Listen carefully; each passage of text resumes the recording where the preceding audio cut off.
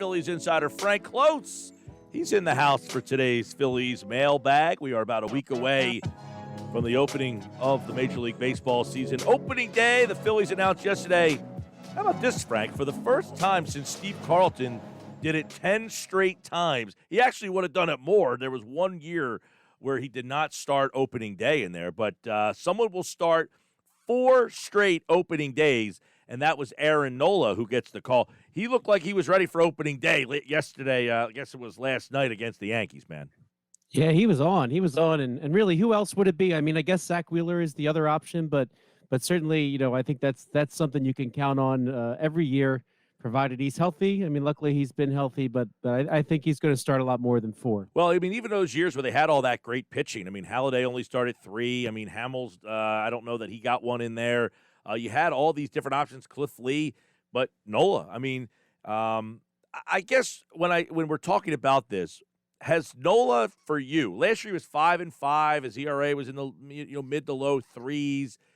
Has he established himself for you as a bona fide ace? I need to see a better September from him first. I think that's the one knock against him is the last couple of years. He kind of faded down the stretch. And, last year it's really hard to gauge given how crazy it was last year and them coming back and being out of rhythm. And I give him a pass for anything last year, but I really want to see how he'll do in September and show that when it's time for the Phillies to have the option to slam the door and make the playoffs, he does just that. Yeah, I know you mentioned what's the other option. I thought Zach Wheeler was the better of the 2 guys last year. Now, he hasn't been nearly as sharp so far. I mean, it's spring training, but you're going to get those 2 guys and then Eflin. That has already been announced that those will be the first 3.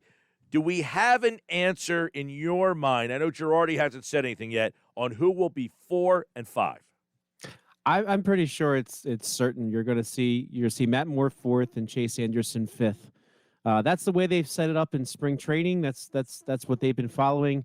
Eflin, of course, missed his last start, but otherwise, you would have those guys going in order.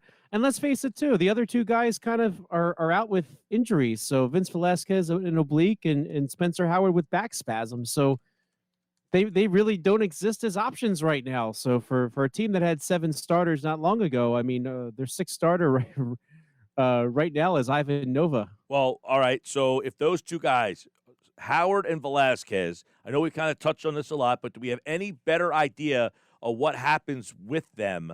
Do they go to a minor league camp? I don't know. How are the minor leagues even being set up this year? I mean, they get sent somewhere. Do they They're go not to the going to bullpen? play yet. Okay, so yeah, they're not going to play till at least May, it looks like. So there'll be an alternate site at Allentown, so Coca-Cola Park, where the Lehigh Valley Iron Pigs play. That will be set up as the alternate site again, and it'll allow the major league teams to kind of control the COVID situation a little bit more until more people get vaccinated. So it sounds like that's where it's going. So if Spencer Howard isn't ready for the season, he probably goes there. And then Vince Velasquez, of course, he is such a square peg in a round hole. I just don't see where he fits given the roster right now. Tomorrow's also an interesting day because the 40-man roster guys, if they're not on the 40-man roster, they can opt out of their decision to come here. That would include Watson. That would include Brandon Kintzler. That would include Matt Joyce. And that would include Odubel Herrera. More on him in a second. But any of those 4 guys, do you anticipate opting out? I think Hector Rondon, who you didn't mention, could be one of the ones that opts out. Just because I think he's so buried on the depth chart. I mean, not that he can't help somebody this year. He very well could. I think he's just too far down to really make the team. I'm pretty sure Brandon Kintzler is going to make it, no problem. Watson, I have him as like a probably, but Alvarado and Romero have looked very good. So you kind of have some extra depth from the left side. My gut says still that they should keep him. I mean, we'll see. I mean, another thing about Watson is he's going to make a few $1 million if he makes the team. So the Phillies might want to save their pennies for later, just in case they want to pick up somebody at the trade deadline and go with Romero and Alvarado. I prefer to see them get the veteran guy from the left side in Watson. So I think the 2 of them are the locks, and I think Matt Joyce is an absolute lock. All right, which I guess should go to our first question in today's mailbag because you didn't mention him, and that is, are the Phillies really going to go with Odubel Herrera in center field, or are they simply trying to showcase him for a trade? I know, Frank, of all the Phillies guys I've talked to, you're the one who kind of still feels that he is not in the mix here. I feel like everybody else has kind of shifted to not only is he in the mix, that he might be the favorite. So how do you answer this question here in the mailbag from Jason? I don't see it. I never saw a path for him to the major leagues, and I still don't see a path for him to the major leagues. What has he done to really set himself way past the competition, right? So if you look at the other guys in the mix, okay, Adam Haseley, he's been injured, right? If he comes back from the injury in time for opening day, which there's a chance, right? The latest updates from Joe Girardi does say that there might be a chance that he could make opening day. Looks like he will. Why would?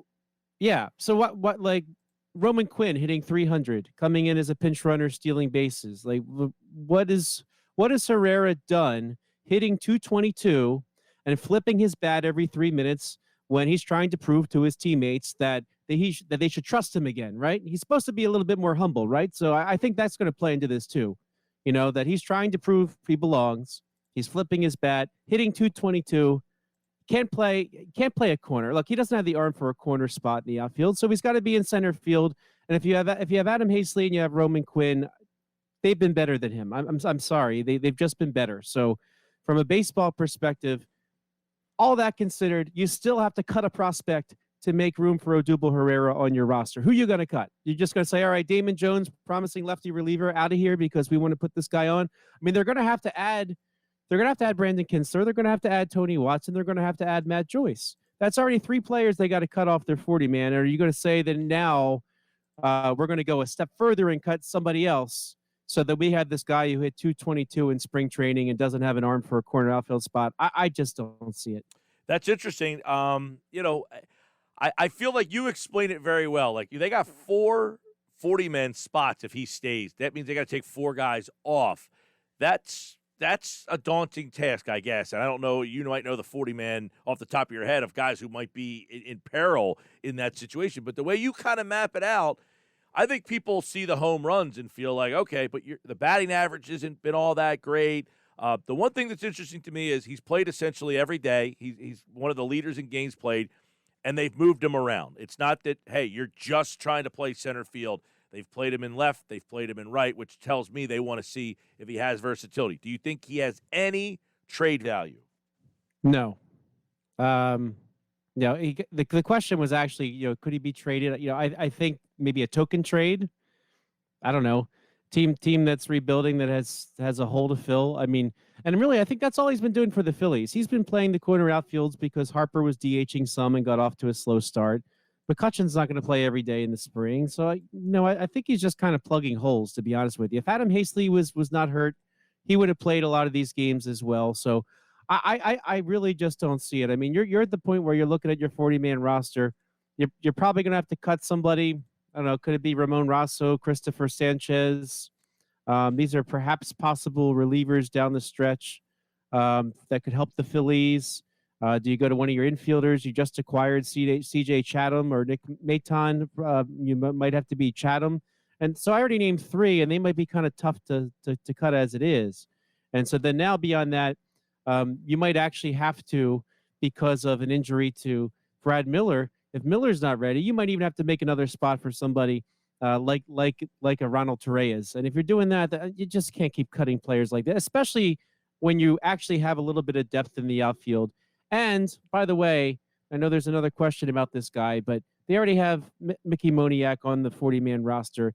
If they need to fill a roster spot for a week or two while Miller or by Adam Haseley, if they need an extra week into the season, you just go with one of the guys on your roster for that short-term fill. You don't create chaos by cutting somebody and then putting Herrera in and then dealing with that later. All right. Speaking of Mickey Moniak, there is a question. Mickey Moniak, why not throw him into the deep end at this point, similar to Haseley a few years ago? Let the kid learn from the best outfield companions, McCutcheon and Harper. That's from Dave. And really, for what I was just saying, I think he's got a shot to make the roster still because of the way the roster plays out. And again, if you use the guys on your 40-man roster, then you don't have to worry about cutting anybody to add somebody else. So I think the path for Moniak is an injury to Haseley or maybe even Miller if it's going to be only a little bit more, that he's somebody who could be on the roster, who can Probably not start. I think that's the one thing there. So you mentioned in the question, he mentions Adam Hazley. I think they still want to see Adam Hazley play. They still want to see if he can start. I think they still want to see what Roman Quinn can do. I just don't see a path for him to play yet. Now, we know there's an outfield spot opening next year when Andrew McCutchen is a free agent. So I think the Phillies really want him to go to AAA. Now, AAA will start in May probably, but they want him playing center field every day, seeing if he's a long-term center field option, seeing if his bat is consistent as maybe it's been this spring, and then kind of go from there. There's no reason to rush because he is currently, as we talk right now, just 22 years old. And it seems like that he's way older than that because he was drafted basically when he was like 12, it feels like, because 2016 was a long time ago. But he's still not 23. They still have time. I think they're going to put him at AAA, play him every day, and we'll go from there. All right, Frank Klose, of course, the mailbag is open every Tuesday. He answers your Phillies question. Kevin wants to know, hey, Cole Hamels is still out there. Any interest? We talked about number 4 looks like Matt Moore. Number 5 looks like Chase Anderson. Is Hamels a better option than those two?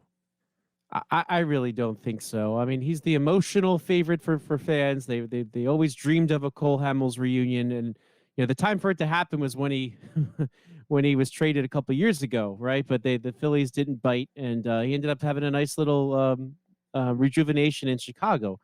But there's really no clear opening. I mean, the Phillies have guys that have nagging injuries, like Zach Eflin. His back was bothering him. He's probably fine. Spencer Howard, he has his back spasms as well. You don't want a guy that has that injury history if you're going to add somebody else. And Hamels pitched exactly 3 1/3 innings last year, and that's all the Braves got out of him, and that's all they would have gotten out of him for their $18 million if they paid the whole thing, because Hamels suffered an injury in spring training, and he was out all the way until deep into the summer. So it's a risky proposition. If you think about how the offseason went, supposedly there were multiple suitors that were interested in him, but at the end of the day, could have been a combination of teams didn't think that he was worth the risk for his asking price, or maybe he only wanted to play certain places. And I think if Hamels had something left in the tank, he would be signed by now.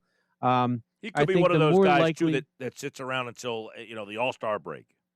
Yeah, that hasn't happened in a while since Pedro, right, coming to the Phillies. I suppose that's in the realm of possibility, but if you ask me, I think Cole Hamels is going to sign a contract with the Phillies soon, but it'll be one of those one-day contracts where he announces his retirement. Frank Klose, of course, at Frank Klose on Twitter. Any surprise? Take the Herrera stuff out. Do you think there's a surprise that ends up happening with this roster? If there is, I think it'd be in the bullpen, just because they have quantity right now of quality. I mean, Brogdon and Romero have looked great. I mean, you might have gone into the spring thinking, okay, well, one of those guys could be optioned to the minor leagues if you want.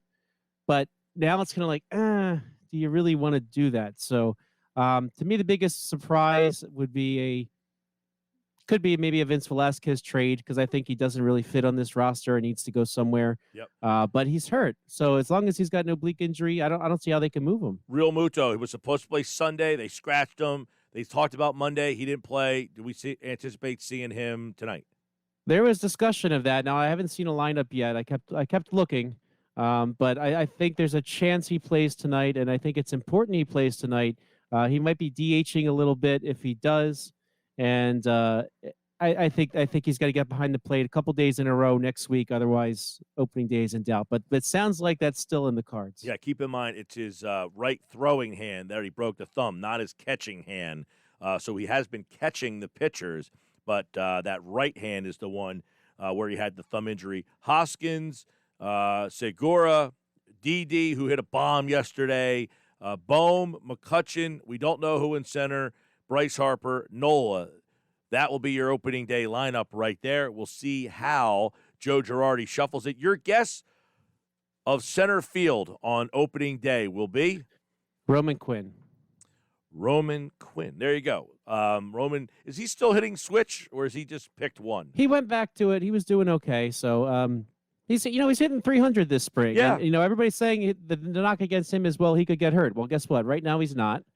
So play him. Hey, I like Quinn. He's disappointed us all a lot because he can't stay healthy. But when he's out there, He provides something that very few in Major League Baseball have. He's Frank Klose. He provides something that very few in this area can, and his mailbag is open every Tuesday. You can always tweet Phillies questions to Frank at Frank Klose, and then listen in every Tuesday here on the Sports Bash for the answers to those questions. We didn't get to your question this week.